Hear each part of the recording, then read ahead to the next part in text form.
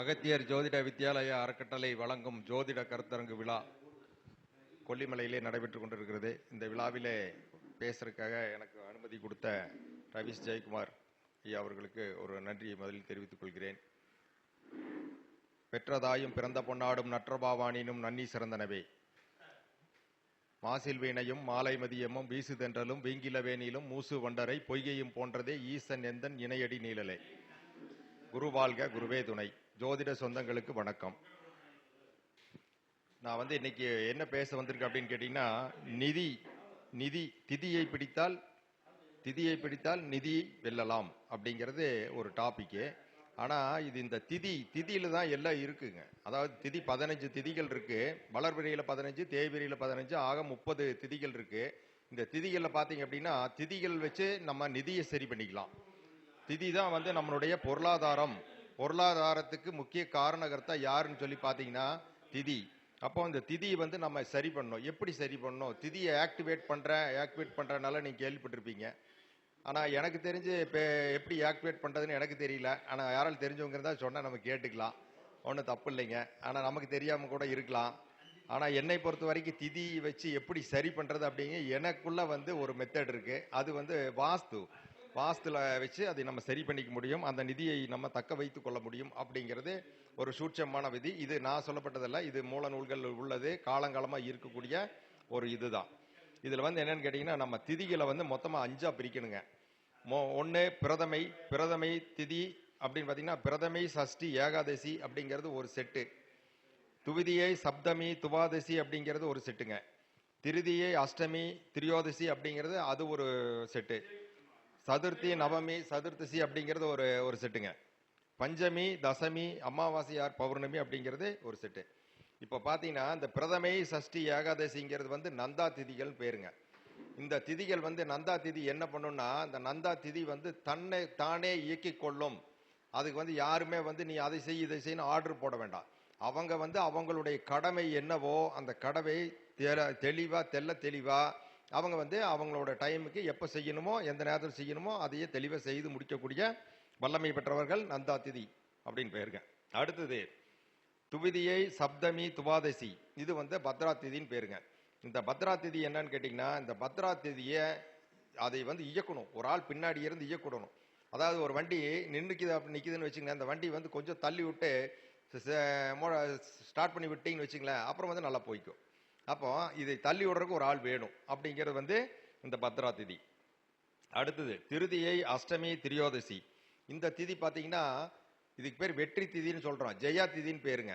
இந்த திருதியை, அஷ்டமி, திரியோதசி இதுல பிறந்தவங்க அல்லது அந்த திதியில் இருக்கிறவங்க பாத்தீங்க அப்படின்னா, அவங்க எப்படி இருந்தாலும் எந்த சூழ்நிலையிலும் எப்படியாவது அது வெற்றியை அடைஞ்சிருவாங்க.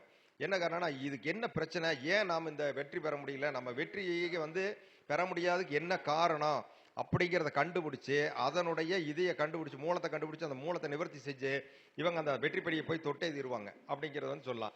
அதுதான் இந்த விழா கூட ஆரம்பிக்கும் போது அஷ்டமி திதியில தான் ஆரம்பிச்சோம். ஏன் அஷ்டமி திதியில ஆரம்பிக்கிறாங்க அப்படின்னா, அஷ்டமி திதி ஜெயா திதி. அது அதே மாதிரி திதியில ஆரம்பிச்சாலும் அது ஜெய திதி தான். அதே திரியோதசியும் அதுதான். அப்ப இது ஜெயா திதி அப்படின்னு பேருங்க. அடுத்து பாத்தீங்க அப்படின்னா, சதுர்த்தசி, நவமி, சதுர்த்தி, நவமி, சதுர்த்தசி, இந்த 3 ரிக்தா திதின்னு பேருங்க. அதாவது இந்த திதிகளை நிறைய பேர் சொல்லுவாங்க, இந்த திதி சரியில்லை, இதெல்லாம் ஒதுக்கப்பட வேண்டிய திதி அப்படின்னு எல்லாம் சொல்லுவாங்க. அப்படியெல்லாம் கிடையாதுங்க. இந்த ரிக்தா திதி அப்படின்னு கேட்டீங்கன்னா, இது என்ன பண்ணு தெரியுங்களா, எதிரியை வெல்லக்கூடிய திதி. ரிக்தா திதியில எதிரியை வெல்லக்கூடிய திதி.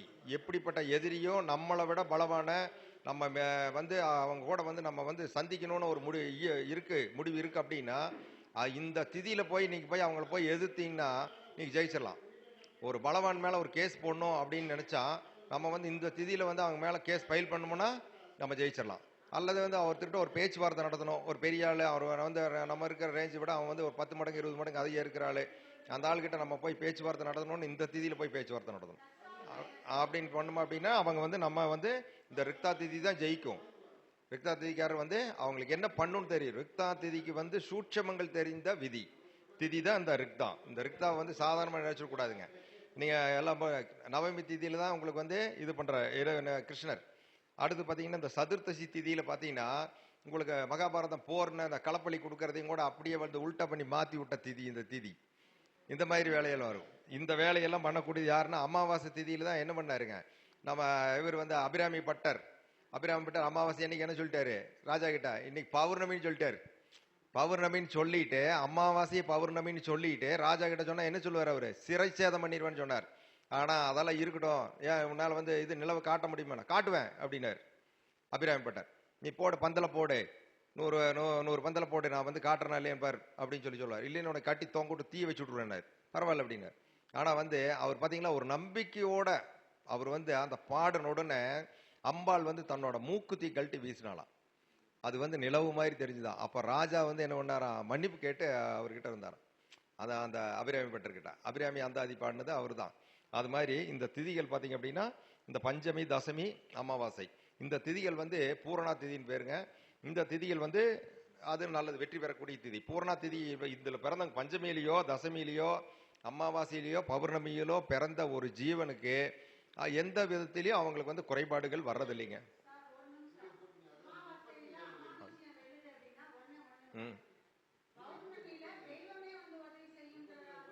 ஆமாமா ஆமாங்க. அது என்னன்னா அமாவாசை அப்படிங்கிறது நம்ம முன்னோர்களுக்கு உண்டானது அப்படிங்கிறது தான் அது உண்மை. அடுத்து பாத்தீங்கன்னா அந்த அமாவாசையில் வந்து ஆண் தெய்வங்கள் வந்து நம்மளுடைய குலதெய்வமா இருக்கிற பட்சத்தில் அமாவாசை எடுத்துக்கணும். நம்ம பெண் தெய்வம் வந்து குலதெய்வமா கர்ப்பகிரகத்தில் இருக்கு அப்படின்னா நம்ம வந்து பௌர்ணமி எடுத்துக்கணும். இதுக்கு வந்து பூரணா திதின்னு பேரு. இவங்க வந்து எந்த ஒரு காரியத்தை செய்தாலும் எந்த செயலை செய்தாலும் அவங்க வந்து 100% ஒரு தெளிவை செய்யக்கூடிய அவங்க வந்து எதையுமே கரெக்டாக செய்வாங்க. அவங்களுக்கு இந்த பிரபஞ்சம் இந்த பஞ்சபூதங்கள் அவங்களுக்கு வந்து சப்போர்ட் பண்ணும். அருமையான ஒரு திதி.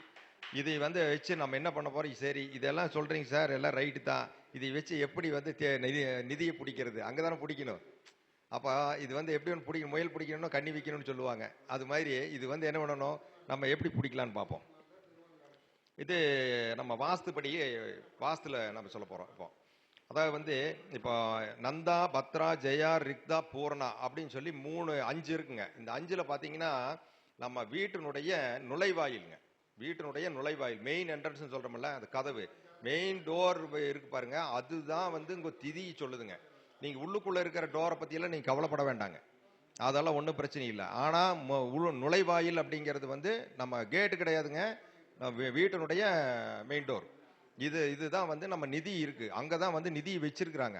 ஒரு வீட்டில் வந்து வாஸ்து குறைபாடுகள் சில வீட்டுல எல்லாம் இருக்கத்தான் செய்யும், மேக்சிமம் வீட்டில் இருக்கும். ஒரு சில வீட்டுல எல்லாம் சொல்லக்கூடாதுங்க. 100% வாஸ்து நீங்க எந்த வீட்டுக்கும் பண்ணவே முடியாது, சாத்தியமே இல்லை. நீங்க வந்து ஒரு 50% 60% தான் நம்ம வாஸ்து வந்து சரி பண்ண முடியும், அதுக்கு மேல சரி பண்ண முடியாது. அது மீறி நீங்க நோண்டி நோண்டி பிடிச்சி உங்களை பயங்கரமான எஃபோர்ட் போட்டு உங்களுடைய எல்லா சிரமத்தையும் நீங்க மேற்கொண்டு எவ்வளவு கஷ்டப்பட்டு பண்ணீங்கனாலும் ரொம்ப ஓவரா வாஸ்து பண்ணிட்டீங்கன்னா அந்த வீட்டில் உங்களுக்கு குடியிருக்க விடாது, நீங்க அந்த வீட்டில் குடியிருக்க முடியாது. ஏன்னா அது வந்து வாஸ்து புருஷர்கள் வந்து ஆக்கிரமிச்சுக்குவாங்க, உங்களை வந்து வெளியேற்றி விட்டுருவாங்க. உண்மையே இதுதான். ஆனா வந்து வாஸ்து வந்து நம்ம என்ன பண்ணோம்னா நமக்கு கட்டத்தில் இல்லாம நம்ம வீடு வந்து அமையாது. மனையும் மனையால் அப்படிங்கிறது ரெண்டுமே உங்களுடைய கட்டத்தில் என்ன இருக்கோ அதுதான் அமையும். நீங்க தலைகீழ கட்டி தொங்கினாலும் நடக்காது, அதுதான் அமையும். உங்களுக்கு இவளை கட்டித்தான் நீ வந்து உருண்டு போனோன்னு இருந்தா அவளை கட்டித்தான் உருண்டு போனோம். நீ என்ன நினைச்சாலும் சரி, நீ நடக்கவே நடக்காது, வாய்ப்பே கிடையாது. அதே போலதான் உங்களுக்கு வந்து இந்த இதுவும் அப்படித்தான். நீங்க வந்து இந்த வீடு அப்படிங்கிற வாஸ்து அப்படிங்கிறதும் அதே மாதிரி தான், நம்ம கட்டத்தில் இருக்கணும். அதே மாதிரி ஒரு வீடு கட்டணும் அப்படின்னா எல்லாரும் வீடு கட்டிடுவாங்களா, எல்லாத்துக்கும் வீடு இருக்கா? ஆனா இல்ல. என்ன காரணம், அந்த 4ஆம் பாவம் 4ஆம் பாவாதிபதி நல்லா இருக்கணும். அப்படி இருந்தால் மட்டும்தான் உங்களுக்கு வந்து அந்த வீடு கட்டக்கூடிய அமைப்பு வரும். அதுக்குண்டான தசாபுத்தி காலங்கள் வரணும், எப்ப நடக்கும். ஆனா வீடு கட்டுற அமைப்பு இருக்கு, எப்ப நடக்கும்? கல்யாணம் பண்ற அமைப்பு இருக்கு. கல்யாணம் என்ன டெய்லி பண்ண முடியுமா? கல்யாணம் பண்றதுக்கு ஒரு காலகட்டம் இருக்கு, ஒரு நாள் தான் நடக்குது. அப்போ அந்த கல்யாணம் எப்ப நடக்கும் அப்படின்னு நம்ம வந்து ஜோதிடத்தில் நம்ம தெளிவா சொல்றோம். அது மாதிரி அந்த வீடு கட்டுறது அப்படிங்கிறது அந்த காலகட்டம் வந்தா தான் கட்ட முடியும். அந்த வீடு கட்டும்போது நீங்க வந்து எல்லாமே வாஸ்துல சரி பண்ணிடலாமா அப்படின்னு நினைச்சீங்க அப்படின்னா சாத்தியமற்றது. ஒரு சிலதை பண்ண முடியும், எல்லாத்தையும் முழுசா எல்லாம் பண்ணிட முடியாதுங்க. இதுக்கு வந்து நம்ம என்ன பண்ணலாம்னா இதுக்கு ஒரு தீர்வு என்ன, நமக்கு தேவை செல்வம் வேணும். செல்வம் இல்லாம அது செல்வமே பிரதானம். இன்னைக்கு 16 செல்வங்கள் வச்சு சொல்லியிருக்கிறாங்க. அதுல வந்து நம்ம வந்து நிதி அப்படிங்கிறது ரொம்ப முக்கியமான ஒரு இது. இப்ப அந்த நிதியை சரி பண்றதுக்கு நம்ம என்ன பண்றோம்னா அந்த வாஸ்து முறைப்படி செய்யலாம். இப்போ நுழைவாயில் என்ட்ரன்ஸ் டோர் அது அப்படிங்கிறத நம்ம வந்து வாஸ்துல அதுல வந்து இடது பக்கம் இருக்கக்கூடிய மேலிருந்து கீழ் நோக்கி வரக்கூடிய சட்டத்துக்கு பேர் நந்தா என்று பெயர். அடுத்து வந்து வலது பக்கம் இருக்கக்கூடிய மேலிருந்து கீழ் நோக்கி வரக்கூடிய சட்டத்துக்கு பத்ரா என்று பெயர். அதுக்கு அடுத்து பாத்தீங்க அப்படின்னா இந்த ரெண்டு சட்டத்தை இணைக்கக்கூடிய மேல, அதாவது டாப்ல இருக்கக்கூடிய சட்டத்துக்கு பெயர் ஜெயா என்று பெயர். அதுக்கு அடுத்து கீழே இருக்கக்கூடிய அடிப்படின்னு சொல்லுவோம் இல்லைங்களா, நிலையினுடைய அடிப்படி அப்படின்னு சொல்லுவோம், அதுக்கு பேர் ரிக்தா என்று பெயர். அதுக்கு இந்த இதெல்லாம் போட்டாச்சு. இப்போ வந்து ஒரு நிலை வந்துருச்சுங்க. ஆனா இந்த நிலையில என்னன்னா, மேல இருந்து கீழே ஒரு அடியோ அல்லது வந்து 9 இன்ச்சோ இறக்கி அந்த இடத்துல ஒரு சட்டம் போடணும். அந்த சட்டத்துக்கு பேரு பூர்ணா அப்படின்னு பேருங்க. அந்த பூர்ணா அப்படிங்கிற சட்டத்தை ஃபிட் பண்ணா தான் அந்த நிலவு முழுமை பெறுகிறது. இல்லைன்னா வந்து உங்களுக்கு வந்து பாத்தீங்கன்னா, இப்போ எல்லாரும் வீட்லயும் மேக்சிமம் வீட்டில் பாருங்க 4 சட்டம் தான் இருக்கு, ஒரு சட்டத்தை காணோம். அப்போ நீங்க எல்லாம் பண்ணிட்டு பூர்ணா பண்ணலைன்னா இல்ல, அப்ப வந்து அங்கேயே உங்க குற்றம் இருக்கு. நீங்க எங்க போய் வீட்டுக்குள்ள போய் நிமித்திட்டு கிடக்குறீங்க? அந்த இடத்த முதல்ல சரி பண்ணும்ல. அந்த இடத்துல வந்து அந்த பூர்ணாங்கிறது அந்த இருக்கணும். அது இருந்தா தான் 5 வந்து உட்காருது. அப்போ நம்ம 15 திதிகளை இதுக்குள்ள கொண்டு வந்துட்டோம். 15 திதிகளும் இந்த நிலவில் கொண்டாந்தாச்சு. இது கொண்டு வந்துட்டு அதுக்கப்புறம் நம்ம வந்து பூஜை புனஸ்காரங்கள் நம்ம ஏற்கனவே சொல்லியிருக்கோம். அதுக்கு வந்து நம்ம வந்து நவதானியங்கள் போடுறோம். அதுக்கப்புறம் வந்து அதுக்கு பூஜை புனஸ்காரம் எல்லாம் பண்றோம். அதுக்கு வந்து உங்களுக்கு இது நவ ரத்னங்கள் வைக்கிறாங்க. அப்புறம் வந்து பஞ்ச லோகங்கள், பஞ்ச உலோகங்கள் வைக்கிறோம். அதுக்கப்புறம் அந்த விஷ்டியினுடைய இது பாதிப்பு இல்லாமல் இருக்கிறதுக்காக வெற்றிலைப்பாக்கு வந்து அந்த நிலையில் வச்சு நம்ம பதிவு பண்ணி தச்சு கழிச்சு எல்லாம் பண்ணோம். கண்ணு திறக்கிறோம். இத்தனை வேலை வந்து நம்ம நிலவுக்கு செய்கிறோம். ஆனால் செஞ்சுதான் நம்ம முழு பண்றோம். அடுத்து பார்த்தீங்கன்னா, அந்த பூர்ணாவுக்கும் ஜெயாவுக்கும் இடையில வந்து ஒரு பலகை போடணும். அதுக்கு ரெண்டுக்கு இடையில ஓட்டை இருக்கும். அந்த ஓட்டை வந்து அடைக்கணும். அந்த ஒரு அடைக்கணும். அந்த இதுக்கு பேர் பார்த்தீங்கன்னா பட்டி அப்படின்னு பேருங்க. அந்த பலகைக்கு பேர் பட்டின்னு பேர். ஆனா இந்த பட்டிங்கிற பேர் எங்கிருந்து வந்தது அப்படின்னு பார்த்தீங்க அப்படின்னா, சிவபெருமானுடைய அந்த மாடு, அவருடைய வாகனம் இருக்கு இல்லைங்களா, மாட்டினுடைய கன்றுக்குட்டி, அந்த கன்றுக்குட்டியோட பேர் தான் பட்டி. அதனாலதான் வந்து பாத்தீங்கன்னா உங்களுக்கு கோயம்புத்தூர் பக்கத்துல வெள்ளிங்கிரிக்கு கோயம்புத்தூருக்கு இடையில் இருக்கக்கூடிய அந்த பட்டீஸ்வரர் ஆலயம் அப்படிங்கிறது பேரூர் பட்டீஸ்வரர் ஆலயம். அங்க பாத்தீங்கன்னா அதுக்கு பட்டி அப்படின்னு பேரு. அந்த அந்த இது பத்தி எல்லாத்துக்குமே தெரியும். ரொம்ப அற்புதமான ஸ்தலம். கீழே இறங்கி போகக்கூடிய ஸ்தலம். அங்க பாத்தீங்க அப்படின்னா அங்க இரவா பனை இருக்கும், காய்க்கா புளி இருக்கும். அப்புறம் பாத்தீங்க அப்படின்னா அங்க வந்து கரையான் வந்து உற்பத்தி ஆகாது, எலும்புகள் போட்டால் அங்க எலும்புகள் இருக்காது. இப்படிப்பட்ட ஒரு அற்புதமான இன்னும் ஏகப்பட்ட சிறப்புகள் இருக்காங்க. அங்க பாத்தீங்கன்னா தேரை வந்து உங்களுக்கு அவங்க அப்பா வந்து ஒரு சிற்பி, அப்பா வந்து கட்டி வச்சுட்டு போன ஒரு தூணுக்குள்ள தேரை இருக்குன்னு சொல்லி அந்த பையன் பிறந்து வந்து அங்க இந்த தூண்ல குற்றம் இருக்குன்னு சொல்லி அந்த உடைச்சு பார்த்து அதை தேரை எடுத்த ஸ்தலம். இப்படிப்பட்ட நிறைய அளப்பரிய சிறப்புகளை பெற்ற ஸ்தலம் அந்த ஸ்தலம். அந்த ஸ்தலத்தினுடைய அந்த இதனுடைய அந்த குழந்தை பட்டியினுடைய பெயர் வந்து அந்த நிலவுக்கு வச்சிருக்காங்க. எல்லாத்துக்குமே நம்ம வந்து என்ன, சிவன் தான் நமக்கு எல்லாத்துக்குமே ஃபர்ஸ்ட் அப்படிங்கிறோம். அப்போ வந்து சிவசிவா அப்படிங்கிறத நம்ம சொல்றோம். அதனால வந்து அந்த இதையும் போடணும். போட்டால் தான் நிலவு வந்து இதாகும்.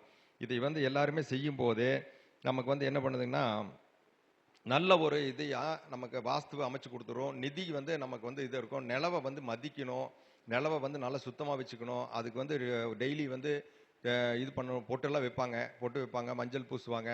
அதை வந்து நிலவை மிதிக்கக்கூடாதுன்னு சொல்லுவாங்க. நிலவை மிதிக்கக்கூடாது, தாண்டி தான் போகணும். ஏன்னா அதுதான் பணம், அதுதான் நிதி, அதுதான் நம்மளுடைய செல்வம். அதனால வந்து அதை வந்து மதிக்கணும் அப்படிங்கிற மாதிரி எல்லாம் நம்ம வச்சிருக்கிறாங்க. அடுத்து பார்த்தீங்க அப்படின்னா அந்த இது அதில் டோர் ஃபிட் பண்ணும் போதோ நிலவு செய்யும் போதோ அதாவது இரும்பு ஆணிகளை பயன்படுத்தக்கூடாதுங்க. இரும்பு ஆணிகளை பயன்படுத்தி நிலவு செய்யக்கூடாது. அதுக்கு வந்து ஒன்று மூங்கில வந்து செதுக்கி, ஆப்புகளாக செதுக்கி அதை வந்து தமறு போட்டு அப்படி தான் நம்ம முன்னோர்கள் பயன்படுத்துனாங்க. இன்னைக்கெல்லாம் நம்மலாம் வந்து இன்னைக்கெல்லாம் ஸ்டீல் ஸ்க்ரூ போடுறாங்க, ஸ்டீல் இது ஆணி வந்துருச்சு, அதெல்லாம் அடிக்கிறாங்க. இதெல்லாம் அடிக்கக்கூடாதுங்க. ஏன்னா ஸ்டீல் அப்படிங்கிறது வந்து சனி. அதனால வந்து அது பயன்படுத்தக்கூடாது. அதுக்கு பதிலாக வந்து நம்ம எல்லாம் முன்னோர்கள் எல்லாம் என்ன பண்ணாங்க, பித்தளையில செஞ்ச இதெல்லாம் அந்த மாதிரியான ஹிஞ்சஸ் போட்டாங்க, அந்த மாதிரி ஸ்க்ரூ போட்டாங்க, அந்த மாதிரியான இதெல்லாம் ஆணியெல்லாம் பயன்படுத்தி இருக்கிறாங்க. அந்த மாதிரி எல்லாம் வந்து பயன்படுத்தணும். ரெண்டாவது வந்து நம்ம என்னன்னு கேட்டிங்கன்னா, அந்த நிலவை கதவை வந்து நல்லா வந்து ஒரு மதிக்கணும், அதை நல்லபடியாக மெயின்டைன் பண்ணணும். ஒரு வீட்டினுடைய அழகு எப்படி ஒரு முகத்துக்கு வந்து நெத்தியில் ஒரு பொட்டு வச்சா எப்படி ஒரு அழகாக இருக்குதோ அது மாதிரி வீட்டுக்கு ஒரு அருமையான ஒரு நல்ல நிலையை வச்சிங்கன்னா அந்த வீடே அழகு அப்படிங்கிற ஒரு வார்த்தையை சொல்லி இந்த அருமையான ஒரு சந்தர்ப்பத்தில் இந்த நல்ல ஒரு செய்தியை எல்லாத்துக்கும் கொண்டு போய் சேர்க்கறதுக்காக இந்த வாய்ப்பை கொடுத்த அகத்தியர் ஜோதிட அறக்கட்டளைக்கு இந்த ஒரு நன்னாளிலே இந்த கொல்லிமலையிலே அரப்பள்ளீஸ்வரர் கோயிலுக்கு பக்கத்தில் அமர்ந்து இந்த இடத்துல இருந்து நான் இந்த இதை தெரிவிச்சதுக்காக அந்த வாய்ப்பை கொடுத்த ரவீஷ் ஜெயக்குமார் அவர்களுக்கும், இந்த மீட்டிங்கில் கலந்துக்கிட்ட அனைத்து ஜோதிட நண்பர்களுக்கும், அனைவருக்கும், இந்த காணொளி கேட்கின்ற வாடிக்கையாளர்களுக்கும், மற்றும் பார்த்திங்கன்னா இந்த யூடியூப் சேனலை பார்க்கிறவர்கள் அனைவருக்குமே ஒரு நன்றி சொல்லி, நீங்கள் எல்லாருமே வந்து இந்த சேனலை சப்ஸ்கிரைப் பண்ணுங்கள். நாங்கள் வந்து உங்ககிட்ட ஒன்றும் காசு கொடுங்க, பணம் கொடுங்கனால கேட்குறதில்ல. எவ்வளவோ கஷ்டப்பட்டு எங்கேயோ இருந்து எவ்வளவோ தூரத்தில் இருக்கிறவங்கலாம் வந்து இங்கே வந்து ஒன்று கூடி நம்ம வந்து நிறைய கருத்துக்களை வந்து மக்களுக்காகவும் எல்லாம் நம்ம பதிவு பண்ணுறோம். அதனால் நீங்கள் தயவுசெய்து பதிவு பண்ணுங்கள், அதை வந்து சப்ஸ்கிரைப் பண்ணுங்கள், லைக் பண்ணுங்கள், ஷேர் பண்ணுங்கள். இதை மட்டும் நீங்கள் செஞ்சீங்க அப்படின்னா உங்களுக்கும் புண்ணியம் கிடைக்கும் அப்படின்னு சொல்லி இந்த வாய்ப்புக்கு நன்றி கூறி விடைபெறுகிறேன். நன்றி, வணக்கம்.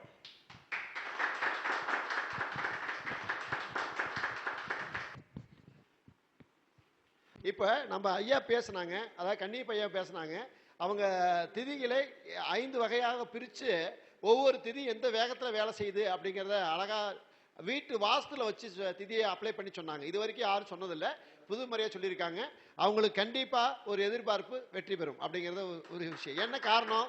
ஏன்னா இன்னைக்கு அஷ்டமி திதி, சரிங்களா? அதனால அந்த கருத்து அதாவது திருத்துறைப்பூண்டிலே பேசிட்டாங்க ஐயா. ஆனால் அது அவருக்கே மனசில் ஏதோ ஒரு பதிவாகி இந்த கருத்து எடுபடலை சார், சரியான முறையில் பீச்சு வரல, நான் இன்னைக்கு பேசுகிறேங்க ஐயா அப்படின்னு கேட்டாங்க. நம்ம 2வது முறை பேசுறதுக்கான வாய்ப்பு இல்லைங்கிறதுனால வேணாங்க ஐயா அப்புறம் பேசிக்கலாம் அப்படின்னு சொல்லி வச்சுருந்தேன். அப்புறம் கரெக்டாக அதுக்கு பிரபஞ்சம் இடம் கொடுத்து அதை பேச வைக்கணும்னு முடிவு பண்ணுது. அவன் முடிவு பண்ணுறான், நான் முடிவு பண்ணுறதில்ல, சரிங்களா? அப்போ முடிவு பண்ணி அதை கொடுத்துருச்சுன்னாவே அவர் வெற்றிக்கு வந்துட்டாருன்னு அர்த்தம். ஒன்று. அதே மாதிரி குலதெய்வத்தில் நிறைய விதத்துக்குள்ள ஒரு பிரச்சனை இருக்குது. என்னன்னா, குலதெய்வம்னா எது அப்படின்னா அமாவாசை மட்டும்தான் குலதெய்வம். தயவு செய்து புரிஞ்சுற, பௌர்ணமி குலதெய்வம் கிடையாது, சரிங்களா? என்ன காரணம் அப்படின்னா, பௌர்ணமிக்கு கேது பகவானையும் அமாவாசைக்கு ராகு பகவானையும் தான் அதிபதியாக கொடுத்துருக்காங்க, சரிங்களா? அப்போ ராகு பகவான் அதிபதியாக அமாவாசை கொடுத்துருக்கிறப்போ அப்போ ராகு தான் பாட்டைன்றோம், சரிங்களா? அமாவாசை தான் இருட்டுன்றோம். அதை முன்னோர்கள் வழியாக தான் அது இருட்டுங்கிறது கருப்பு. அப்போ முன்னோர்களை நினைவுபடுத்துறதாக மாசத்துல ஒரு வாட்டி அமாவாசை கும்பிடுவோம். அமாவாசை அன்னைக்கு சாப்பாடு உணவு வைப்போம். யார் வந்து எடுத்துட்டு போவான்னா காகம் தான் வந்து எடுத்துட்டு போவோம், சரிங்களா? அப்போ முன்னோர்களை நினைவுபடுத்துறதுக்கும் முன்னோர்களை திருப்திப்படுத்துறதுக்கும் அந்த விழாவை அமாவாசைன்னு சொல்லி மாசம் மாசம் கொண்டாடிட்டு இருந்தாங்க அன்னைய மக்கள், சரிங்களா? இன்னைக்கு அதெல்லாம் நம்ம மறந்துட்டோம். ஆனால் அதே சமயத்தில் இன்னைக்கு ஜோசி வழியா வந்ததுக்கு அப்புறம், அதாவது ஆண் கிரகமா இருந்தா ஆண் குலதெய்வமும், பெண் கிரகமா இருந்தா பெண் குலதெய்வமும் அப்படிங்கிற பார்லமெண்ட்டுக்கு வந்துட்டோம். நல்ல பெஸ்ட். அப்படியெல்லாம் பிரித்து வைக்கவே இல்லை. குலதெய்வம் ஆணா இருந்தாலும் சரி பெண்ணா இருந்தாலும் சரி, அவங்க ஆணுடைய குலதெய்வத்தில் தான் நீங்கள் வழிபாடு பண்ணுமே தவிர மற்ற இடத்துல போய் வழிபாடு பண்ணால் எந்த வகை சிறப்பும் இல்லை. ஒன்று. அதே மாதிரி நீங்கள் பௌர்ணமியில் பண்ணுறீங்க, பெண் குலதெய்வமாக இருக்குது, பௌர்ணமிக்கு போகிறீங்க அப்படின்னா குலதெய்வத்தினுடைய அருள் உங்களுக்கு கிடைக்காது. பௌர்ணமி அன்னைக்கு போனீங்கன்னா குலதெய்வத்தினுடைய அருள் கிடைக்கவே கிடைக்காது. ஏன்னா ராகு தான் ஒரு பொருளை உற்பத்தி பண்ணுறது, கேது தான் ஒரு பொருளை கட் பண்ணுறது, சரிங்களா? அப்போ நீ கட் பண்ணுற விஷயம் அதில் தான் டிஎன்ஏல இடம் கொடுக்கலையே. டிஎன்ஏவில் இடம் கொடுத்துருந்தா எது கொடுத்துருக்கணும்? ராகு கொடுத்துருக்காங்களே, எது கொடுக்கல? கேது கொடுக்கல. அப்படிங்கும்போது அதை எடுத்துக்கிட்டு நீங்கள் வழிபாடு பண்ணுறதும் பூஜை நமஸ்காரம் பண்ணுறதும், அதாவது பெண் ஒரு வீட்டில் பிறந்து அடுத்த வீட்டுக்கு வந்துட்டா நம்ம வாரிசை சுமக்கிறாங்கிறத ஊச்சப்படுத்துறதுக்காக தான் நாம் ஆணுடைய குலதெய்வத்தை மட்டும் வழிபாடு பண்ணுங்க அப்படின்னு சொன்னாங்க. நல்லா பெஸ்ட் புரிஞ்சுக்கணும். பெண்ணுடைய குலதெய்வத்தை வழிபாடு பண்ணுறது வந்தால் பெண் என்ன செய்யணும்? அவங்க வீட்டில் போய் குலதெய்வத்தை வழிபாடு பண்ணணும், சரியா? தன் இடத்துக்கு வந்ததுக்கு அப்புறம் தன்னை நிலைநிறுத்தி மாத்திக்கிற பவர் அவங்களுக்கு உண்டு அப்படிங்கிறது அர்த்தம். அப்ப குலதெய்வங்கிற அடிப்படையில மக்கள் கிட்ட நான் சொல்ற ஒரு விஷயம் என்னன்னா, ராகு பகவான் குலதெய்வ அதிபதியா வரார், சூரிய பகவானும் குலதெய்வ அதிபதியா வருவார், சரிங்களா? காலப்புருஷனுக்கு 5வது வீடு தான் குலதெய்வம் நம்ம சொல்றோம். அப்ப அங்க அதிபதி யாரு வரா? சூரியன் வரார். அந்த 5வது வீட்டை தான் பாட்டைன்னு சொல்றோம், பூர்வ புண்ணியன்னு சொல்றோம், குலதெய்வம்னு சொல்றோம், சரிங்களா? அப்ப அதுக்கு அதிபதி யாரு வரா? ராகு வராரு. அப்ப சூரியனும் ராகு ஒரே கான்செப்ட் தான், வெவ்வேறு கான்செப்ட் இல்ல. என்னது? அப்பன் பிறந்த வழியில தான் பாட்டை இருப்பேன், பாட்டை பிறந்த வழியில தான் அப்ப இருப்பேன். அவங்க 2 பேரும் ஈன்ற குழந்தை தான் குரு, சரியா? மகன், சரிங்களா? அவரு அந்த மகன் பிறந்தது தான் நம்ம. நல்லா பெஸ்ட் புரிஞ்சுக்கணும். அதைத்தான் சொல்லுவாங்க, நாம செவ்வா நம்மளுக்கு பிறக்கிற குழந்தை சூரியன், அப்பா அந்த பாட்டனுக்கு பிறக்கிற குழந்தை அப்பா, சரிங்களா? அப்ப அது என்னதுங்க? நம்மளை பெற்றது யாரு? குரு. நம்மளை பெற்றது யாரு? குரு. நம்ம பெற்றது யாரு? சூரியன். அதுதான் குழந்தைன்னு சொல்றோம். 5ஆம் இடம் குழந்தை பாக்கின்னு சொல்றோமா இல்லையா? அப்ப நம்ம பெத்த குழந்தை சூரியன், குழந்தையும் தெய்வமும் சொல்லுவாங்க. குழந்தையும் தெய்வம் ஒண்ணுன்னு சொல்றப்ப தெய்வங்கிறது ராகு, குழந்தைங்கிறது சூரியன். இதான் விளக்கம் அதுல. சரிங்களா? அப்போ அந்த இடத்துல இப்படி இருக்கிறதுனால, அதாவது நீங்க வழிபாடு பண்ணும்னால் குலதெய்வ வழிபாடு பண்றதுக்கு ராகு பகவான் அமாவாசை அன்னைக்கு போய் குலதெய்வ வழிபாடு பண்ணுங்க. நின்று அதாவது இருட்டுல இந்த கருவறை எப்படி, அதாவது தெய்வம் எப்படி கருவறைக்குள்ள இருக்குதோ அதே மாதிரி இருட்டுல போய் பண்ணாதான் வைப்ரேஷன் உண்டு அப்படிங்கிறதுக்காக குலதெய்வத்துக்கு போகணும்னால் அமாவாசையில போங்க அப்படின்னு சொன்னாங்க. சரிங்களா? அப்ப ராகு நட்சத்திரம் வர அன்னைக்கு போங்க, சூரிய நட்சத்திரம் வர அன்னைக்கு போங்க, இல்ல அமாவாசை வர அன்னைக்கு போங்க. இப்படித்தான் எடுத்துக்கணுமே தவிர பௌர்ணமி வர்றதுக்கு போகக்கூடாது அப்படிங்கிறத நிதர்சனமான உண்மை. அதை ஃபாலோ பண்ணி பாருங்க, சரியா இருக்கும்.